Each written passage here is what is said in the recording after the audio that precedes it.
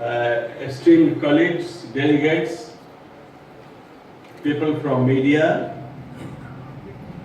and I especially thank the organizing committee to give me this opportunity to give a talk on such a subject, which is a rather broad subject, and all of us are aging and getting elderly.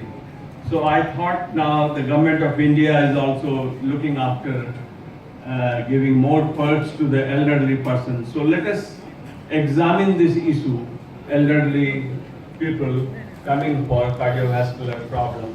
And I thank the chairperson for bearing with me and allowing me to speak now.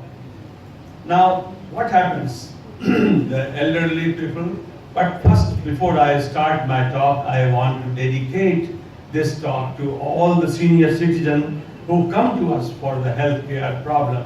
We should feel privileged to treat elderly people coming to us. Now, what is the target audience for whom this talk is for? All the general practitioners, physicians, super specialists who are involved in care of elderly. Those who are not involved in care elderly, they may not like this talk.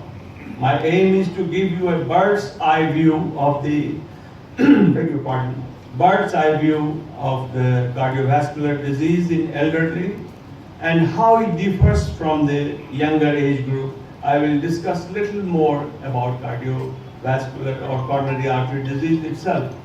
But I cannot cover the entire aspect of the cardiology, so I have chosen to give you a bird's eye view and speak few lines about coronary artery disease. Now we are all talking day and night about lifestyle modification.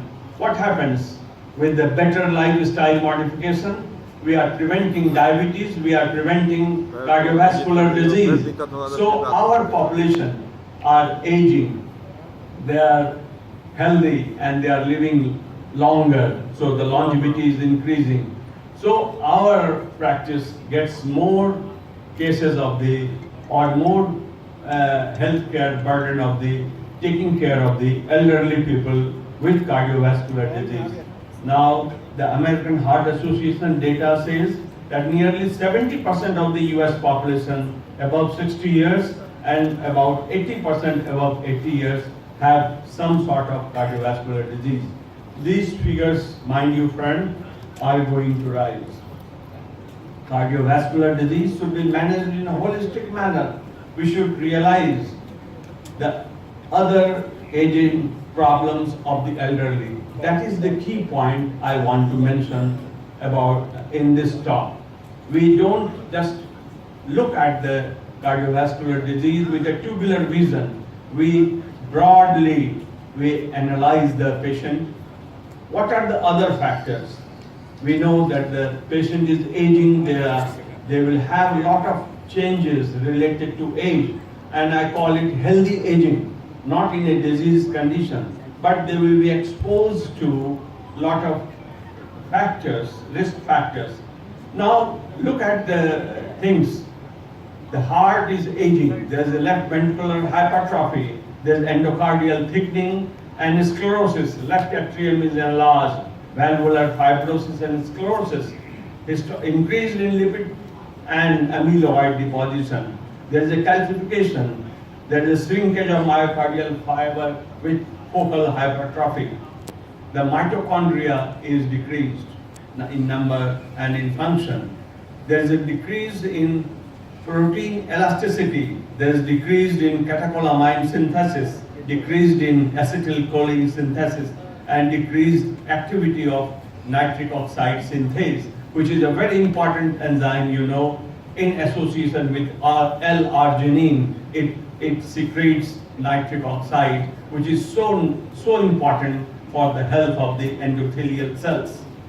So we have got a host of changes, and in conductive system there is a calcium deposition, and we are getting sinus node degeneration, AV node degeneration, on top of it calcium deposition. So these are the healthy aging process. Now the peripheral vascular is not lacking. There is decreased distensibility there's increase in tortuosity, there's decrease in endothelial function. Aorta is dilated and is more tortuous and less susceptible to distensibility. So we develop isolated systolic hypertension. There's a wall thickness and calcification. Autonomic nervous system is so important in elderly. There is a sympathetic problems, sympathetic degeneration, beta adrenergic and cholinergic responsiveness is decreased. The Valsalva maneuver, if you do, will not be full like a young people. The baroreceptor stimulation is diminished. It's so important practically, you will examine it later on. There is a decreased heart rate variability. Kidney is not lacking behind. Kidney, the GFR is gradually, with every decade, there is 8 ml fall in GFR. The lungs is also affected. There is a diminished cerebral perfusion, and autoregulatory capacity is important. Sometimes we bring the blood pressure after the stroke so low, without realizing that the autoregulatory facility is impaired in elderly. There's a healthy areas of the brain, they get also less perfusion, and so there's more amount of complication. In our system, we have coagulation system and anticoagulation system. The coagulation system, they are increased in elderly, and anticoagulation or fibrinolysis system is overpowered. So we have more of thrombotic picture. The muscle mass is decreased, that is called sarcopenia, and the bone mass is decreased, that is called osteopenia. Now, what all these changes are going to give us? They will lead to hypertension, isolated systolic hypertension, left ventricular hypertrophy, left ventricular diastolic dysfunction, heart failure with preserved ejection fraction, dilated LA with more propensity to develop atrial fibrillation, AV block leading to fall, and LOC, coronary artery disease, calcific aortic stenosis, impaired carotid baroreceptor, which I mentioned, is going to give you orthostatic falls and syncopes. The moment you don't care about this, after treating hypertension, you see a lot of patients falling on the ground and realize then that we have not taken care of the elderly people, because their baroreceptors are at risk, and they are going to have more and more cases of postural hypotension and syncope. Now the aged patient, they faces a group of complex system. It's called geriatric syndrome.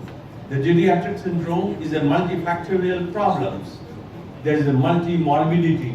It refers to the presence, defined as presence of 2 or more additional chronic conditions like diabetes, osteoarthritis, anemia, chronic kidney disease, cataract, COPD, dementia, depression. Now you see the elderly patient coming for hypertension or ischemic heart disease is not coming alone. It is coming with a host of problems. The balance between the benefit and the risk you must realize before starting the treatment. They are suffering from polypharmacy. Polypharmacy is defined if you are giving 5 drugs at a time for the similar problems. This polypharmacy is also very important to get rid of in geriatric patient or elderly patient, unless it is deemed necessary to treat the patient like that. The patient will have frailty. Frailty is a syndrome. In the English dictionary, it is described as a situation where you cannot take the extra stress. You cannot cope with the stress. You will fall if you have one problem. You will not be able to cope. It is a geriatric syndrome, and it is the result of the physiological reserve, reduced physiological reserve in musculoskeletal system, brain, endocrine system, immune system, musculoskeletal system, and cardiovascular system. The prevalence is very high, mind you. In coronary artery disease, 21%, and in heart failure patients, we have up to 51% are frail. There are criteria to define frailty, but due to lack of time, I will not discuss those criteria. But very simple screening test is timed up and go test. Ask the patient to sit on the wooden chair, get up, walk for 10 feet, come back to 10 feet, and time it. If it is less than 12 seconds, it means the elderly patient is not having frailty, is not going to succumb more after the treatment with the so many things. It's a very important bedside test. The cognitive impairment, it can present as a dementia, and dementia is the loss, problem with the memory, faculty to solve problems, a lot of things. In US data, 14% of the adults above 70 years suffer from dementia, going up to 37% in 90 years age. It is often underdiagnosed.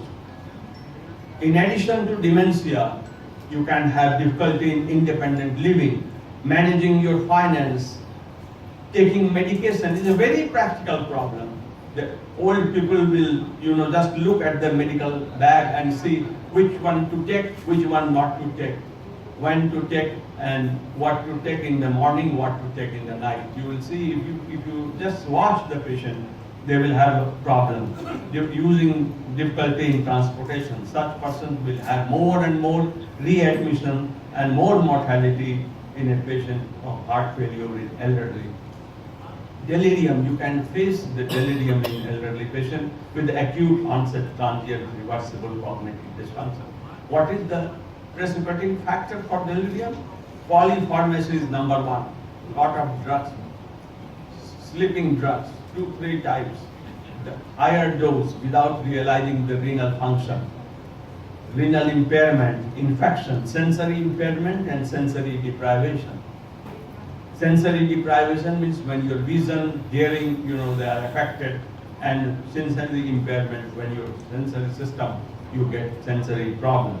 Physical restraint, if you tie the patient to the bed, patient can be delirious. If the patient has urinary retention, he can be delirious. If you put the catheter, Polish catheter, patient can be delirious. And after post-cardiac surgery, they can be delirious. So the other problems in the elderly is falls and urinary incontinence, voiding difficulty. Now, how these things are important to us, because we want to manage the cardiovascular system in aging population, but they will have host of problems which I have just mentioned to you. We want to reduce symptoms, we want to prevent future cardiovascular events, we want to improve quality of life. At the same time, mind you friend, they will have multimorbidity, they will have polypharmacy, they will have other geriatric syndromes which I mentioned, cardiovascular problems.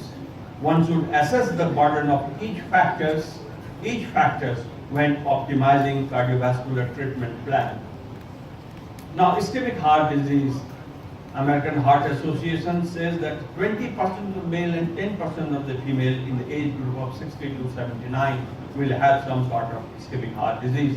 And age is the single most important factor in the incidence of the coronary artery disease as per Framingham risk score, greater than what hypertension and smoking and lipid can produce. Now the peculiarity about the ischemic heart disease in elderly, they will have diffuse disease, they will have higher rate of left main disease, they will have triple vessel disease, they will have more of wall motion abnormality, systolic dysfunction, heart failure with preserved ejection fraction, higher risk of acute coronary syndrome and associated with other medical problems. They may have subclinical disease as well. If you look for sincerely, you will find out. Now the clinical presentation, acute coronary syndrome may not present just like that, as we see in younger with the chest pain, this and that, and other things.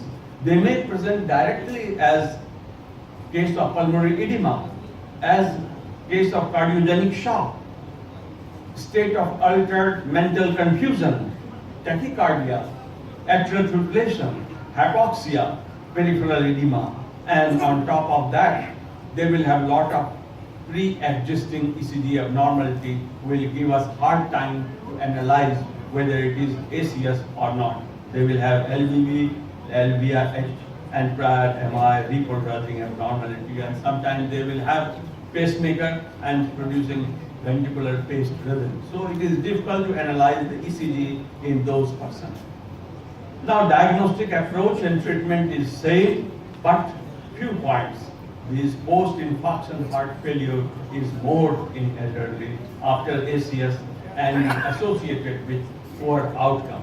If they have got in addition RV ischemia or infarction associated with, of course, inferior wall MI, they will have very high mortality. Mechanical complications fortunately have declined. Arrhythmias have increased. Atrial fibrillation and heart block are very commonly seen in such patients. Prognosis after acute coronary syndrome in elderly is many times independent of acute coronary syndrome itself. Factors more important are greater severity of coronary artery disease if they have already 3 vessel disease like that, if they have prior LV dysfunction, if they have concomitant other medical problems, if they are very frail and they have diminished coronary collaterals because endothelial progenitor cells have decreased, so their collaterals have decreased. Also because they are less active, so less exercise, so the collaterals have decreased. Lower number and functions of endothelial progenitor cells are important at this point.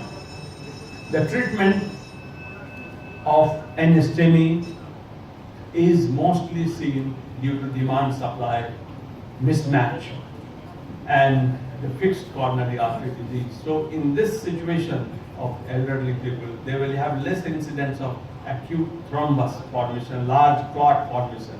Rather, they will have platelet-rich obstruction and supply-demand mismatch. So the less role of anticoagulation, greatest focus on precipitating factors like infection, uncontrolled hypertension, anemia, tachycardia, thyroid disease, etc.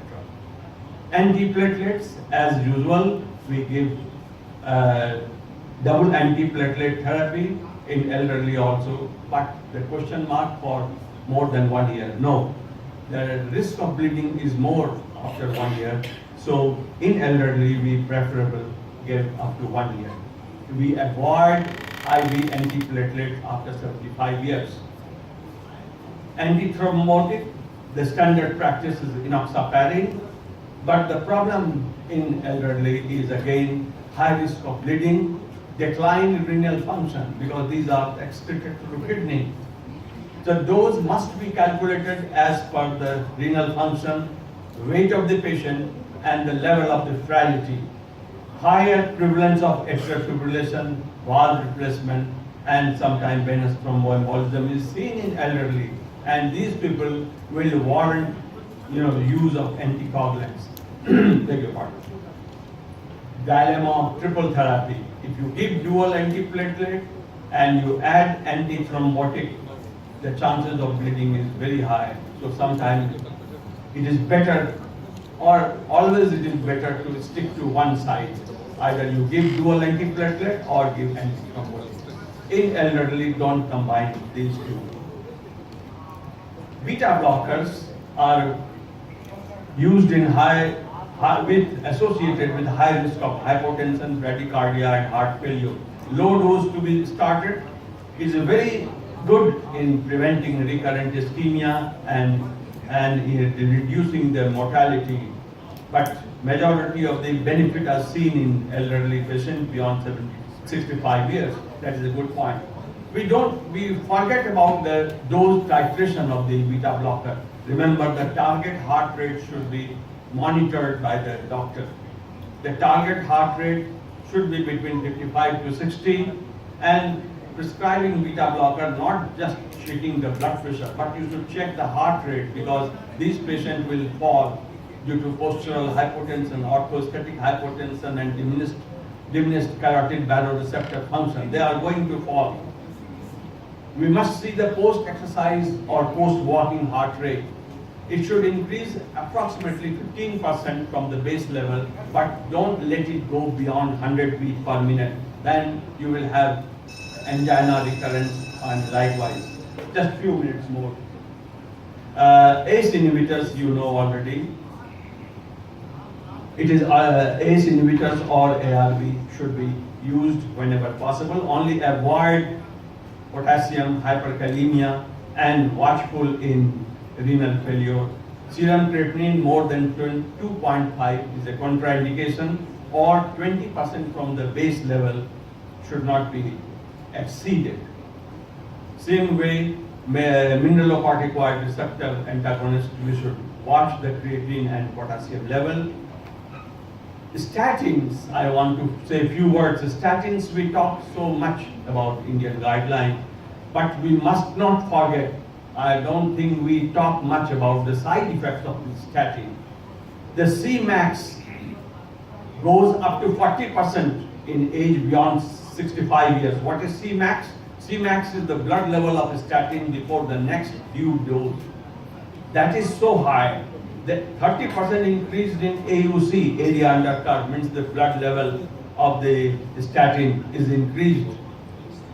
These things are going to lead to the more of the side effects and more problem in elderly. Myalgias, fatigue, functional problem, and cognitive impairment. There can be 3 types of myopathy with the statin. I don't have time to discuss, but we should be watchful. And other anti-ischemic medication, not very much in guideline. Renologine may be used in STEMI. Reperfusion for STEMI is recommended. Presently, guideline favors primary PCI because it avoids the risk of bleeding. And for elderly patient, 90 minutes door to balloon time gets a grace period of 30 minutes more. 90 plus 30 minutes for the elderly patient. And in reperfusion of NSTEMI, again, the guideline is that invasive process approach is better up to 90 years. Don't go beyond 90 years. The risk, if there is a risk factor is less, then you can intensify only the medical management. For cardiogenic shock, again recommended is your interventional therapy. Stable coronary artery disease, mind you, can present differently, and it can be modified by COPD, diabetic neuropathy, cognitive impairment, sedentary lifestyle, etc., etc.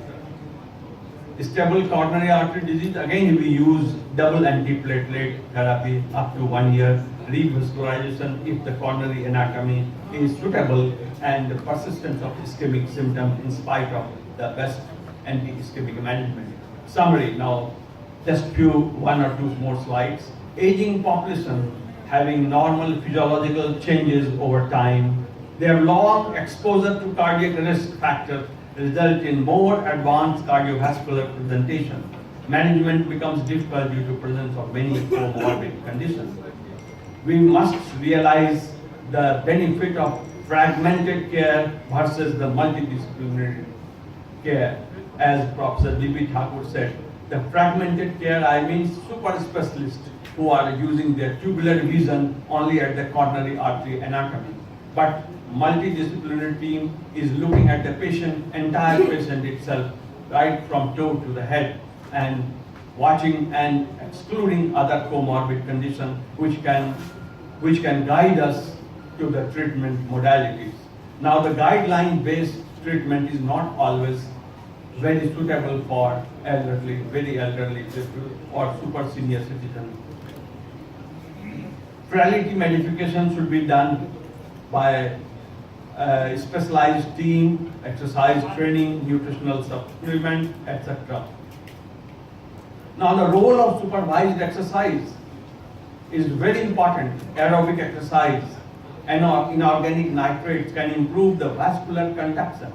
conductance and oxygen delivery. You know, the exercise increases muscle uptake of the increased muscle oxygen uptake by the mitochondrial biogenesis, increased oxidative enzymes, and increased capillary density. Even it has been recorded in American College of Cardiology booklet that they have said that sometimes especially the heart failure with preserved ejection fraction, the fault is not at the heart, fault is at the periphery.